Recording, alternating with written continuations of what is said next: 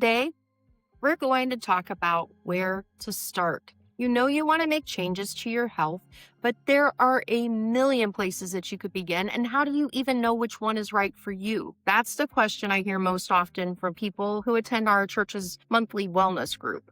They say, I want to make a change, but I don't know where to start. Why? Because it feels overwhelming. I understand that feeling all too well, but remaining stuck in those emotions won't help you reach a better place. This was me 2 years ago at the very beginning of my health journey. I had no idea what to do.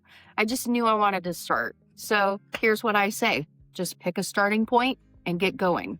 So let's jump in today on Next Steps with Becky. Before we get started, I need to tell you, use your own discretion and decide if you need to consult a doctor before you make changes to your lifestyle. I'm not a doctor. I'm not a professional. I'm just sharing my own personal experience. But if you think you need to consult a doctor, please do that. So I want to start by determining what a health journey is not. It's not about being thin. It's not about wearing a certain size. It's not a number on a scale. It's not about fitting into a preconceived image of what a healthy person looks like, because everybody's different. Instead, this is what my health journey has looked like: a gift from God that I'm called to steward, an act of worship, a way to live in the fullness of the life God intended for me, caring for the body that lets me serve other people. It's a reflection of my gratitude for the life I've been given. And to me, that's what a health journey is. So I want us to start from that starting point. For a long time, I viewed health as something very unhealthy. The viewpoint I can't see health from now is eating a double cheeseburger with a large fry and a large sweet tea as an act of worship. I can't do that. I can't sit in my recliner watching hours of TV and consider that living in the fullness of the life God wants for me. My health journey began with surrendering my preconceived ideas of food, nutrition, exercise, and overall well-being, and instead saying, God, please show me how to live. Help me to understand how to live. I went 50 years without understanding what it meant to be well and whole. At the point of the picture that I'm displaying here for everyone to see, I was not only neglecting my health, but I didn't care about it. To be honest, I had essentially given up on the idea of improving my overall health because I couldn't see anything that I could do that was going to make things better. It just seemed like everything was getting worse. And when I would try something and it didn't work, then I get discouraged. Maybe you've been there before. But here's the thing. When you hit that point, it's challenging to decide what to do next. I mean, I'm thinking everything I'm doing is failing. Why even bother? So it's hard to make good decisions for your health when you're thinking that everything you're doing is a failure. I thought, should I join a gym? Should I just cut back on drinking sweet tea? Is there anything I can do to make myself feel better? And it was intimidating because I was determined to make changes, but I didn't know where to start. For me, the difference was the fear of what could happen if I didn't change pushed aside my ignorance of where do I begin. After all, if you listen to my first podcast episode, I felt like God had shown me at least a small starting point, and that was that I should stop eating chemicals. But aren't there chemicals in all of our food? I mean, what's the point of even trying? Because everything is killing us anyway, right? All of our food is killing us. There's a lot of news coverage right now on things that are in our food and how bad they are for us. So it would be very easy to think, why bother? Everything's going to kill us anyway. But here's the problem. That's an excuse. That's not a reason. That's an excuse. And that was something that I used so that I didn't have to think about what I should be doing. Sometimes we do that. We come up with little things that justify our desire to keep doing the things we want to do. Hang with me. Here are some other things I used to say. I deserve a treat. Like, I've done good in life. I deserve a treat. Well, guess what? I'm not 4 years old and I don't need to be given a treat because I've had a good day. I would say, well, I only eat like this every once in a while as I'm eating the same kinds of things that I did every day. I would say things like, it's a special occasion. But you know what? There are a lot of special occasions in life. If you are in a church, or if you have a family, if you work, if you have friends, there are special occasions almost weekly in our lives. In America, we live very blessed lives. It's nothing to celebrate a birthday or, some kind of special occasion constantly. So that's not a good excuse because almost every day could be a special occasion. I would say things like, well, I've been working really hard. That's why I'm so hungry. Well, working hard is a really good thing. Food isn't a reward. So all of those things were excuses that made me feel better in the moment. But later, I would feel regret. And if you've ever felt regret after making a bad decision, it doesn't encourage you to make better decisions. It discourages you. It makes you want to give up. So my starting point was familiar, and it's kind of the way the last 30 years of my life have been. And my starting point was with my husband standing right beside me, supporting me, and loving me. I think it is impossible to pursue a healthier lifestyle without someone supporting you. If you don't have somebody, can I encourage you to reach out to me? I will support you. You can email me at NextStepsWellnessCommunity@gmail.com. I'll hold your hand for a while. I'll help you get going. Nobody should be without a support system because in my life, my support system has kept me going when I wanted to quit. So everybody needs that. And it's biblical. Ecclesiastes 4:9-12. I'm reading from the New Living Translation. It says, two people are better off than one, for they can help each other succeed. If one person falls, the other can reach out and help. But someone who falls alone is in real trouble. Can you have a health journey by yourself? Absolutely. God's with you. God is always with you. Do you have to do it by yourself? No. Proverbs 27:17 says, as iron sharpens iron, so a friend sharpens a friend. And that's really important because it wouldn't have been beneficial for me to make changes on my own without help. I probably would have failed. And my husband, who has loved me at absolutely any size I've been, is my greatest support system in life. Without him, I probably would have failed before I even started. And you need somebody that's going to be just as committed to your health journey as you are, not somebody who will celebrate your cheat days more than your victories, not somebody that's going to let you give up just because they would. Don't pick someone who doesn't care about a health journey to go on a health journey with you. You don't need someone who will make you feel guilty for saying no to a social gathering centered on food. Yeah, I went to those. I went to birthday parties and weddings and different things where there was bountiful, plentiful foods that were not healthy. And my husband didn't need it either. He was with me. Not someone who sees your health journey as a temporary diet instead of a permanent lifestyle change. I've mentioned before that we have used the word lifestyle instead of diet because in our culture, diet is kind of a bad word. It makes it feel like you're just doing something to punish yourself because you're an undisciplined person or that you're going to restrict yourself in a way that seems unfair. Like diet just has a bad connotation. So we said we were changing our lifestyle, the way we were going to live life. And I can tell you, everyone was not supportive.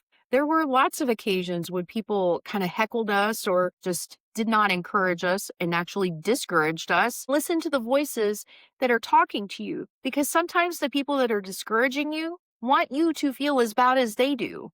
And when you've decided that you're going to make changes to improve your life, that's not a voice you need in your ear. So you have to put those voices aside. Because for me, I wanted to live more moments in my life, and I didn't know that I was going to be doing that if I continued down the path that I was going. So you have to decide how important it is to you to surround yourself with people that are going to encourage you. You also don't need someone who's going to bring you a milkshake when you're feeling down. If someone's solution to you having a bad day is to put food in your hand or unhealthy food in your hand, then that's not the voice you need in your life, at least not right now. It sounds harsh, but that's not support. That is not love. The people who love me have encouraged me along the way.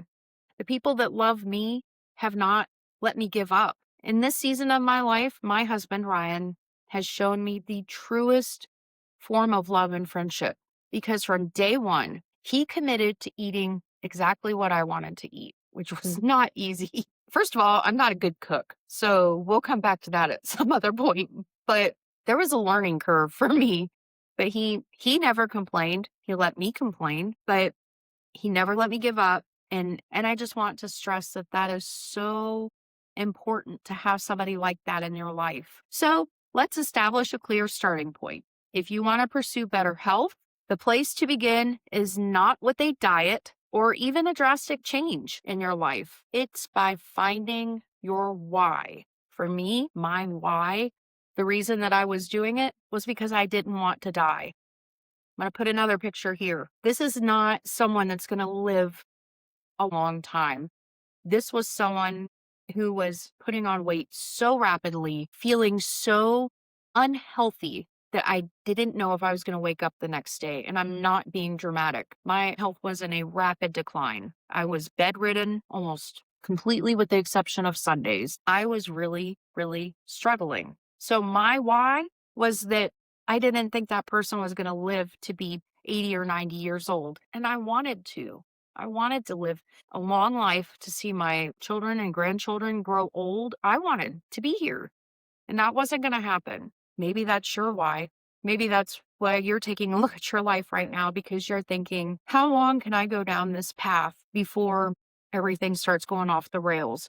Because you don't appreciate your health until you wake up one day and you don't have it. It's terrifying. So my sadness and my discouragement looking at my own life really made me look inward. And I realized that my habits that I developed were not God's will for my life. And no more than any other self destructive behaviors. My unhealthy habits were preventing me from fulfilling the purposes God had for me. I lacked energy to engage in anything in life. And the more unwell I felt, the more isolated I became. And I'm going to tell you, I think that one of the tools that the devil will use against us is to make us isolated. You might be watching this thinking, I don't go out as much as I used to. I don't really have a lot of friends. Well, that's because if you're isolated, you're discouraged, you're depressed, you lose hope. And I think that's part of the devil's plan for us is to make us feel like we're out of hope. It's hard to be out of hope when you're surrounded by other people. Even if the people aren't encouraging you, it's still better than being by yourself. So I wanted to feel better physically. That was my starting point. I had my why. Now I needed to address what was going on. That meant looking at my diet, not going on a diet, but looking at what I was eating. If I was taking the chemicals out of what I was eating, that meant I had to look at what I was eating. I read books and blog posts. I listened to podcasts, watched videos. I started looking at the packages of the food I was eating, and I didn't ease into it. That is not my personality. I am all or nothing. And which is why I was so unhealthy because I was all in on being unhealthy. So immediately I cut out anything that contained additives that I couldn't pronounce. That seemed so easy. If the word that was listed under the ingredients was this long, I probably shouldn't be eating it. And so that meant that I cut out a lot of things. I downloaded an app called Yuka. It was a game changer for me, and it was such an easy first step. The app, you just download it, scan a barcode on any food package, which they all have barcodes, and pretty much any food I could even imagine was already in the app. And so I went through my entire pantry first, scanned everything, which meant I had almost nothing left in my pantry after I removed everything that had those long chemical words in it. And then when I went to the grocery store for the first time, I scanned everything. I was shocked. I had no idea what I was eating. And so even just focusing on that one thing, not eating any chemicals, specifically Yuka rates chemicals green, yellow, red. So specifically anything that came up as red, it will tell you what the chemical means, what the possible side effects are. And if it was red, I just went, okay, I'm not eating it. And that was so easy for me. It just it clicked something in my brain. I didn't focus on sugar, fat, calories, nothing. I just focused on the additives in the food. I quit drinking anything except for water. I just quit. I mean, it wasn't even a thought. I just knew that water is a basic need for our bodies. Sweet tea isn't. Diet Coke is not a basic need. Water is a basic need. If that's all I drink, it doesn't affect me. It's funny because I used to drink a lot of sweet tea and it would hurt my stomach so bad. My stomach would just ache. And I still kept drinking. It's interesting as I look back. I know now that I have a gluten sensitivity, that bread hurts my stomach. Certain types of bread kills my stomach. And I would know that, and I would still eat it anyway. I'd go to Olive Garden and eat breadsticks. Pain. I would go to Texas Roadhouse, eat their rolls. Excruciating pain. I still did it anyway. But when I started making better decisions, some of those things just seemed shocking to me that I had done them for so long. And the truth is, you don't need those things. It doesn't provide my body with anything that it needs to function. So why have it? That's how I felt about not drinking anything except for water. And when I started drinking more water, and I was kind of forcing myself in the beginning to drink more water, I noticed that the inflammation that I had felt in my feet and my legs started changing. It was going down. The inflammation was going down. And that didn't make any sense to me how drinking more water made me less bloated and swollen. That didn't make sense to me. Now I know that you need fluids constantly flowing in your body and that your body needs to flush itself out. When it doesn't flush itself out, everything just kind of sits stagnant. So drinking more water allowed my body to keep flushing things out. I removed all ultra processed foods from our house. All. I removed foods that contained high fructose corn syrup, hydrogenated fats, artificial flavors, emulsifiers, and preservatives. So much of our food has preservatives in it in America because we want long shelf lives for our food. And so we want to be able to buy it and then still have it in our pantry a year from now. And so they pack it full of preservatives and then we pack ourselves full of preservatives. It's a bad cycle. Ultra processed foods tend to be high in calories, unhealthy fats, added sugars, and lots of sodium, while being low in essential nutrients, fiber, and protein. I think everyone is becoming aware our food is engineered to be highly addictive. Companies spend a lot of money creating foods that are high in sugar, high in fat, high in calories, and make us crave them. We want them. So we eat nothing that is ultra processed, which meant that we don't really eat out very much ever. Ever. We eat at one restaurant because it's hard to find places that you can get anything that's ever made from scratch, homemade. So it's too much hassle. And so we just don't even bother. We also significantly increased the variety and quantity of vegetables and fruits in our diet. We've tried food that we've never even considered before, just wondering, would we like this? And here's the thing, our taste buds reset. At some point, our taste buds started liking things that we never liked before. And it's because once you cut out the chemicals and the ultra processed foods, your body just works different. I don't know how to describe it. It takes months for that to happen. I don't know the scientific research on how long it takes for your taste buds to reset, but I know it took a while for ours. And then when the chemicals are out of your body, you don't crave sugar and carbs. I don't crave sugar and carbs. I just don't. And food tastes better. It actually tastes like something. Don't allow ourselves to indulge on special occasions. And I came up with some things that I tell myself because it does help me. One of those is memories don't have to be made through food. They come from spending time together and conversation, not just what we eat. And we know that. You can make memories doing anything. Food can be a part of that, but food cannot be the core of making memories with other people. That is unhealthy. That's an unhealthy way of thinking, especially because many times when that happens, the food isn't healthy. It's not sitting around eating nutritious food, thanking God for the amazing things that He's created. It's more like a buffet. I heard a lady one time speaking to a women's ministry that said a buffet is big, ugly, fat folks eating together. And I thought, that sounds horrible. That's such a horrible thing. I don't eat at buffets anymore. There was a time in my life I really enjoyed buffets. But one, I don't eat enough now to get my money's worth. And two, that food is not produced to help you have a good eating experience. It's produced in a way you can just eat as much as you want. And that's the goal. You don't eat at a buffet because you want variety. You eat at a buffet because you want to get as much as you can. We adopted the idea of following a 90-10 diet or way of eating. 90% of the food we eat is healthy. I know exactly what it is. 10% of the food is close to healthy. And here's where the 10% comes into play. I went to a friend's house and she knew we were coming and she had bought some gluten-free cookies. And I thought that was really nice. She knows that I've changed the way that I'm eating. And rather than hurting her feelings and saying, I don't know if that's something that I want to eat, because at that point, I hadn't eaten a cookie in probably a year, didn't crave cookies. But I was like, that was such a kind gesture. And I scanned the cookies. And on the Yuka app, it also gives it a score. It scored like a 20, which is not very good out of 100, but it didn't have any harmful additives. I knew that she had put thought into it, and I thought, you know what? She respected my eating choices, and I'm going to eat a cookie. And it made her happy to see me eat that. The 90-10, most everything we eat is at home. I know what's in it and it's healthy.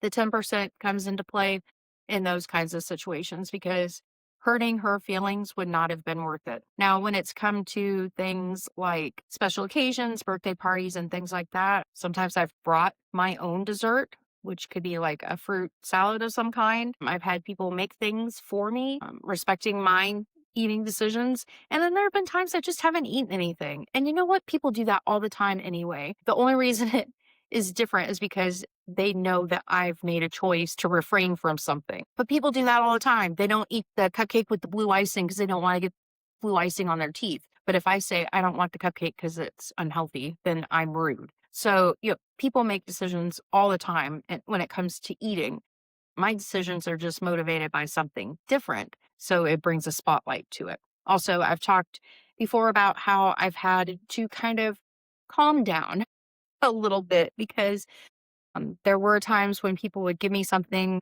or show me something to eat, and I would say, I don't eat that, which is rude. That's rude. And so I've had to change how I say things and just say, no, thank you, and not go with my knee jerk of, that's poison. I'm not going to eat that because that's rude. As my overall health improved, I began focusing on healing different parts of my body. So my starting point was I changed what I was eating. Then I moved to, can what I'm eating heal my body? And first I noticed when the chemicals began to leave my body, which took months, by the way, but I didn't feel as sad. Processed foods often contain chemical additives that can contribute to chronic inflammation. In fact, new research is revealing a significant link between inflammation and mood disorders like depression. Inflammation can affect your brain function and disrupt the production of neurotransmitters such as serotonin, which plays a crucial role in regulating our mood, which you should know if you've ever taken medicine for anxiety or depression or some kind of mood altering disorder, that serotonin is something they're trying to control. So if the food that we're eating is affecting that, then maybe we shouldn't be eating those foods. And maybe that would affect our mood and the mood altering things that we're dealing with. I learned about the gut microbiome. I had never heard that before. I'd never heard of a gut microbiome. I didn't even know what that was. The first time I heard it in a podcast, I had to look it up because I had no idea what that even meant. But your gut is so important in your body that it's actually called our second brain. And that's because it influences our mood so much. Our gut influences our mood. In the times that my stomach was hurting all the time, it was just aching all the time. Yeah, it affected my mood in every way. When you eat a lot of ultra processed foods and additives, that affects your gut microbiome and it can lead to anxiety, depression. And if you take care of your gut, you notice a big difference in the overall way that you're feeling. For me, that was a big one because I had taken omeprazole for so long and it was helping control my stomach acid. I didn't realize it actually almost completely stops production of stomach acid, but it also means that your gut microbiome is just pretty much garbage. Your gut is all messed up by taking omeprazole. I took it for 5 years. So once I stopped taking omeprazole, again, I'm not a doctor. Please consult your physician. And I started eating Greek yogurt. Oh my goodness. I could not believe I would lay down at night and my stomach didn't hurt. My stomach had hurt for probably decades. And that's not an exaggeration. I always had stomach pain and bloating, just horrible pain. But something like Greek yogurt has probiotics, which are good bacteria that help your gut microbiome. And now that I've quit taking omeprazole, my stomach feels better than ever. And throughout my journey, I've never felt like I was sacrificing anything because what I was giving up wasn't a loss. Giving up bread that hurts my stomach is not a loss. That's a gain. That's a positive. I've never felt hungry or deprived. I don't feel like I'm missing anything. Every decision I'm making is working towards being healthier. I also had to address movement and exercise in my life because at my worst point, I was walking maybe 300 to 500 steps a day. And that's just getting up and using the restroom and laying back down in bed. I've started setting step goals. I have a certain amount that I want to reach by the end of this month and next month and the next month. And I think about how many steps I want to take, which means that some nights I might be short and I'm walking around my living room with my little Apple Watch on, counting steps so that I can meet my step goal because it's important to me. I want to move. I want to not run out of breath when I'm walking with friends, or I don't want to be out of breath because I picked up my grandson and he's heavy and I don't want to feel strained. I want to be able to move more and move more freely and not feel like my body is holding me back from what I want to be doing. I started treating food like medicine because if I read the Bible, I do see where food was meant to heal our bodies. And if I start feeling a little under the weather, I eat blueberries and mandarins. They're high in vitamin C and antioxidants. In fact, I eat blueberries every single day. I feel like when I eat blueberries in the morning, that is a form of taking medicine for my body. I can tell a substantial difference when I eat them. And then if I have a few days, I ran out and I haven't gotten any more, I feel different. It feels different in my body. When I feel like I have a little bit of brain fog going on, I am 51 years old. I eat a handful of almonds. Almonds are an excellent source of vitamin E. It keeps your brain cells from being damaged. In fact, it's a major factor in age-related cognitive decline and neurodegenerative diseases like Alzheimer's and dementia. Eating almonds can help you not develop those things. I mean, that's incredible that eating a handful of almonds, look how many people are suffering with dementia and Alzheimer's. And eating a handful of almonds can give your brain what it needs to help you not develop that. That's amazing. Why is everybody not eating almonds? Maybe they don't know. I didn't know. In fact, there was a study that was done that said middle-aged and older adults who eat a specified amount of almonds every day actually improve their working memory and their visual memory. So I eat a lot of almonds. I learned how important it is to eat crunchy food. Now, throughout my whole life, I've had TMJ issues. My jaw at times has hurt like I can't even describe to you. And one of those things that contributed to that I was unaware of is that everything we eat is soft. Think about what you eat in a day. Think about maybe if you go to Taco Bell, you're eating soft food from Taco Bell. If you eat at McDonald's, there's no crunchy food that you're eating. Chick-fil-A, everything is soft, easy to chew. And when you don't chew, it affects your whole entire body. First of all, your jaw muscles become weak. So if I had a regular diet of soft foods and then I eat something like granola or carrot sticks or whatever, it's straining the muscles in my jaw, which have always had issues anyway. And then I'm getting pain in my jaw because I ate something different than what I had eaten before. The other thing is our jaws are actually breaking down.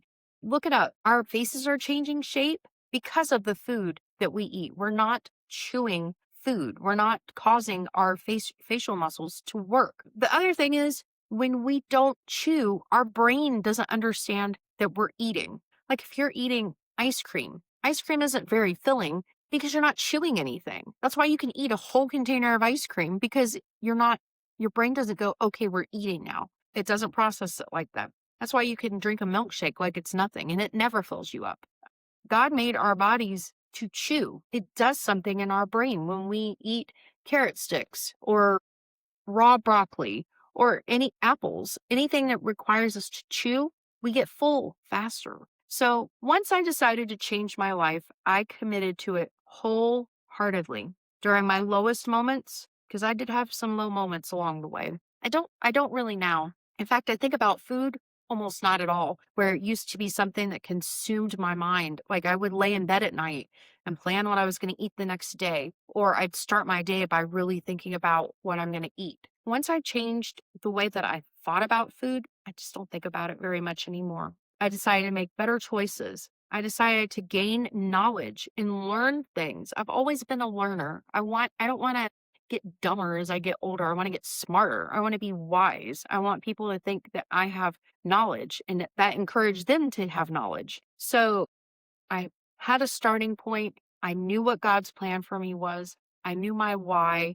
And I made decisions along the way that have helped me stay the course. And my life is never going to change. I'm never going back to anything because it's not part of who I am anymore. If you're a believer, if you follow Jesus and you had a moment in your life that you went from living a certain way to allowing God change you into a different person, you're not going back to that old person and that old lifestyle. You're going to stay the course because you know what God delivered you from. That is what God did with me and food. I cannot ever go back to living that way again. So I don't have it in my house. I don't go out and put myself in situations that I'm going to have to make difficult decisions about what I'm eating. I just don't do it because God made such a significant change in my life that for me to go back to the way I was before would be sin for me. I'm not saying that that's for you. I'm saying for me, it would be sinful. So now it's your time to choose your starting point. First, you have to figure out your why. Why do you want to change your lifestyle? Are you unhealthy? Are you sitting there listening to this right now thinking, I wish I could make some changes in my life, but it's going to take too long and it's going to be too hard? And no, don't start there. Start with, what is your why? Do you have family that you want to see grow up and get old and get married and live happy? Are you content saying they can do that without me? I'm not. I'm not content to say that. Are you struggling mentally? Is your mind just confused and out of control? You need to surrender some things to God and ask Him to help you. Ask Him to show you if what you're eating and drinking is affecting your mind. There was a time that I drank so much Diet Coke. I would drink a 2 liter a day, at least a 2 liter a day. My mind was in constant confusion. I could never, it was like I was just grasping at something, trying to get a hold of something because I had constant brain fog. I felt just confused, is the best way to say. Okay, so ask God, what am I doing in my life right now? Have you started drinking energy drinks and you're on this constant buzz? Maybe you need to surrender that to God. Some things that I asked myself was, how do I want people to think about me 5 years from now? Because if I think, how do I want people to think about me next month? I mean, that's such a short amount of time. Although it is important to take your next steps and keep taking next steps, but to look at your life in a big picture form, 5 years, 10 years, 20 years, 30 years, am I still going to be here? Am I still going to be around to contribute to other people's lives? If nothing changes and you continue on your current path, what will you have to give up or lose in the next 5 years? What do you have to lose? Maybe a lot. Now, we need to put a positive spin on this because it feels a little negative right now. But think about a time in your life when you felt unstoppable. God was with you, your family was on your side, everything was good. What were you doing? What was different in your life then that's in your life now? Because here's the thing, ultimately, God is in control, but He has given us this wonderful thing called free will, and He allows us to make decisions every single day. Those decisions play a big role in the plan that God has for your life. What decisions are you making right now that are going to affect your entire life? Surrender those things to God and just start somewhere. Take one step. God's with you. He'll be with you in the next step and the next step, but you have to have a starting point. So get your why, make a commitment, and surrender to God. That's it for today. I want you to remember this. I may not be where I want to be today, but God is with me, and tomorrow will be better. I'll see you next time on Next Steps with Becky.